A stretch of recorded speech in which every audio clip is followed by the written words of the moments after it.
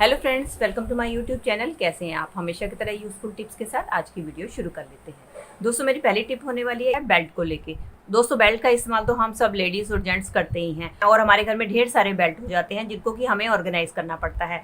लेकिन अगर हम इस तरीके से ऑर्गेनाइज करके रखें तो आपने देखा है कि हमारी बेल्ट खुलती भी रहती है और इसको ऑर्गेनाइज करने में हमारा काफ़ी सारा स्पेस भी ऑक्यूपाई होता है। अगर हम इसको खुले में रख दें तो हमारी बेल्ट गंदी भी हो जाती है और इनके ऊपर सीलन के कारण कई बार प्योर लेदर की बेल्ट जो है खराब भी हो जाती है। तो आप इनको कभी भी इस तरीके से ना रखें। इनको रखने का एक बहुत ही बढ़िया जुगाड़ शेयर करने वाली हूँ। तो उसके लिए आपने क्या करना है, बेल्ट को आपने अच्छी तरीके से फोल्ड कर लेना है। इस तरीके से आप पहले बेल्ट को छोटा फोल्ड कर लें और इसके बाद लेना है आपने घर पे रखा हुआ कोई भी मोजा, कोई भी ऐसी सॉक्स जो कि आपने रिजेक्ट कर रखी है, खराब हो चुकी है, जिसका कि आप इस्तेमाल नहीं करते। ये देख सकते हैं कि मेरे पास ये पुरानी सॉक्स है जिसकी इलास्टिक खराब हो चुकी है, इसको मैं बिल्कुल भी इस्तेमाल नहीं करती। तो आप क्या कर सकते हैं, अपनी सॉक्स को ऑर्गेनाइज करने के लिए ये बेकार पड़े मोजे का इस्तेमाल कर सकते हैं। इसके अंदर आप अपनी बेल्ट्स को डालकर किसी बॉक्स में डालकर बहुत ही आसानी से ऑर्गेनाइज कर सकते हैं। ये देखिए, इसके अंदर मैंने एक बेल्ट डाली है, इसके अंदर काफ़ी सारा स्पेस पड़ा है, इसके अंदर और भी बेल्ट आ सकती है। आपकी कम से कम एक सॉक्स के अंदर 2 बेल्ट जो हैं बहुत ही आसानी से आ जाती हैं। ये देखिए, मैंने एक बेल्ट डाली है, अब इसके अंदर मैं दूसरी बेल्ट भी डालने वाली हूँ।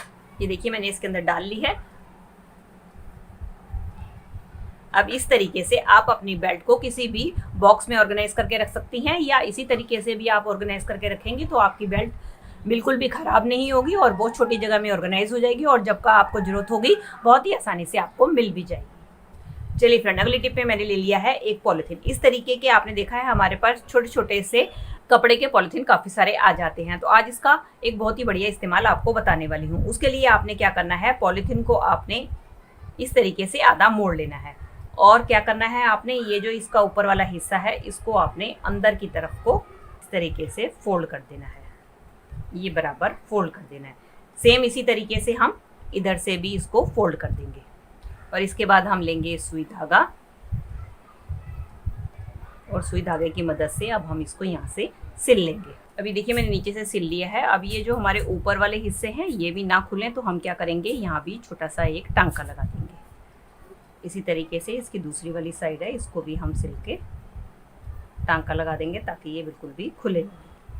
चलिए, ये हमारा अब एक ऑर्गेनाइजर बनकर तैयार हो गया है। इसका इस्तेमाल कहाँ करना है दोस्तों, अक्सर जब भी हम फ़ोन को चार्जिंग पे लगाते हैं तो आपने देखा है कि हम अक्सर चार्जर के ऊपर ही फ़ोन को रख के चार्ज करते हैं जिससे कि फ़ोन बार बार गिरने का डर बना रहता है। तो हमने जो ये ऑर्गेनाइजर बनाया है इसकी मदद से जब हम अपने फ़ोन को चार्ज करेंगे तो हमारे फ़ोन को गिरने का बिल्कुल भी डर नहीं रहेगा और जब हमें ज़रूरत होगी तो इसको निकाल कर हम अपने फ़ोन को चार्ज कर सकते हैं। चलिए फ्रेंड, देख लेते हैं अगली टिप को। मेरी अगली टिप होने वाली है ब्रश को लेके। दोस्तों, कई बार हम मार्केट से नया ब्रश खरीद के लेकर आते हैं तो आपने देखा है उसके ब्रिसल्स जो होते हैं बहुत ही ज़्यादा शार्प होते हैं और जब इस तरीके के ब्रश से हम अपनी कपड़ों की क्लीनिंग करते हैं तो कई बार क्या होता है, हमारे कपड़े के फटने का भी डर रहता है। तो उसके लिए आपने क्या करना है, जब हम रोटी बना लेते हैं तो आपने देखा है कि आपका तवा जो है गर्म होता है। तो आपने क्या करना है, तवे के उल्टी साइड पे इस तरीके से धीरे धीरे ब्रश को आपने रगड़ना है। इस तरीके से क्या होगा कि जो आपके ये जो ब्रिसल्स है वो थोड़े से जो है, जो शार्पनेस है वो थोड़ी सी कम हो जाएगी और इसके बाद जब आप इसको यूज़ करेंगे तो आपको कोई भी दिक्कत नहीं आएगी। दोस्तों, देख लेते हैं अगली टिप को। दोस्तों, कुकर में खाना तो हम सब बनाते हैं लेकिन कई बार क्या होता है, हमारे कुकर की रबड़ जो है लूज हो जाती है जिसके कारण विसल नहीं बजती और कई बार तो क्या होता है, हमारा जो दाल सब्जी है वो निकल के भी कुकर से बाहर आ जाती है। तो आपने क्या करना है, आपने पहले कुकर को बंद कर लेना है और बंद करने के बाद आपने लेना है आटा और आटे को लेकर आपने इस तरीके से फैला लेना है और जहाँ जहाँ आपकी स्टीम निकलती है तो वहाँ पर आपने इस तरीके से आटे को लगा देना है। और इसके बाद जब आप कोई भी दाल सब्जी इसमें पकाएंगे तो आप देखेंगे कि जहाँ से स्टीम निकल रही थी वहाँ से स्टीम बिल्कुल भी नहीं निकलेगी और आपकी विसल भी बोलेगी और साथ साथ दाल सब्जी भी इसमें से निकल कर बाहर नहीं आएगी। चलिए दोस्तों, अगली टिप में मैं आपको बताने वाली हूँ किस तरीके से आप बहुत ही आसान तरीके से रोटियां बनाकर अपना घंटों का काम मिनटों में निपटा सकते हैं। उसके लिए ले ली है मैंने ये पॉलिथीन। पॉलिथीन को लेने के बाद इसका आगे और पीछे का हिस्सा हम कट कर देंगे और इसके साइड वाले हिस्से को भी कट करके हमने इस तरीके से 3-4 पीसीस चौरस कट कर लेने हैं। अब हमें क्या करना है, अब हमने लेनी है 3-4 लोइयाँ। ये देखिए, मैंने पहले ही बनाकर रखी है। अब हम क्या करेंगे, एक पॉलिथीन पहले नीचे बिछाएंगे और उसके ऊपर थोड़ा सा आटा स्प्रिंकल कर लेंगे। उसके बाद एक लोई रख देंगे। उसके बाद हमने दूसरा पॉलिथीन ऊपर रखना है, फिर उसके ऊपर हम आटा स्प्रिंकल कर लेंगे ताकि हमारी रोटियां आपस में चिपके ना। उसके बाद हम दूसरी लोई रखेंगे। उसके बाद फिर से हमने एक पॉलिथीन रखना है और इसके बाद फिर से एक हम लोई रखेंगे। इस तरीके से हमने 3 लोई रख ली है। आप चाहे जितनी रोटियां बनाना चाहते हैं उसके हिसाब से आप अपनी पॉलिथीन और लोई भी बढ़ा सकते हैं। अब इसके बाद हमें क्या करना है, अब हमें लेना है एक चकला और चकले की मदद से हमने इसके ऊपर धीरे धीरे प्रेशर देना है और गोल गोल घुमाना है।